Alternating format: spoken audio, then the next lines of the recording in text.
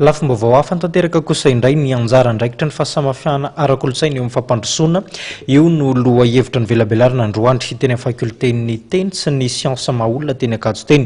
Tompomarika tao anatin'ny fikarakarana ity hetsika ity moa ny Alliance Française de Tananarivo niaraka tamin'ny Université n'Antananarivo sy ny département tamin'ny sahana ny fampianarana ny teny frantsay.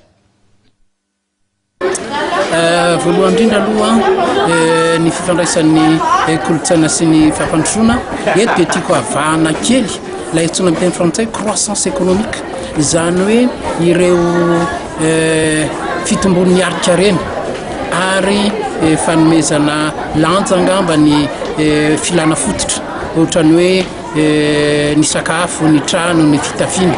Zay dia croissance économique.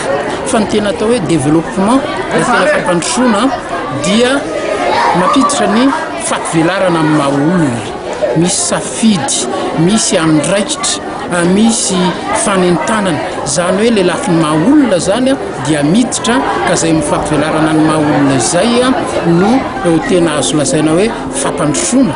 Fa ny fanomezana lanja ny filana fototra dia azo lazaina ihany fotsiny hoe fivoarana ara-toe-karena. Ka eo zany tena asiana fahasamihafana hoe ny fivoarana ara-toe-karena sy ny fampandrosoana, croissance économique et développement. Ny fahasamihafana ara-kolotsaina dia ireo mampiavaka raha ao anatin'ny firenena anankiray, ireo mampiavaka ny vondron'olona samihafa. Raha isika eto Madagasikara no asian'ny teny dia misy ireo faritra 2020, misy ireo faritany 9 teo aloha, misy ny etỳ afovoan-tany sy ny eny amorontsiraka. Samy manana ny fomba fiarina, samy manana ny kolotsaina izay mampiavaka, na dia azo lazaina ary fa kolotsaina ray ihany no misy eto Madagasikara.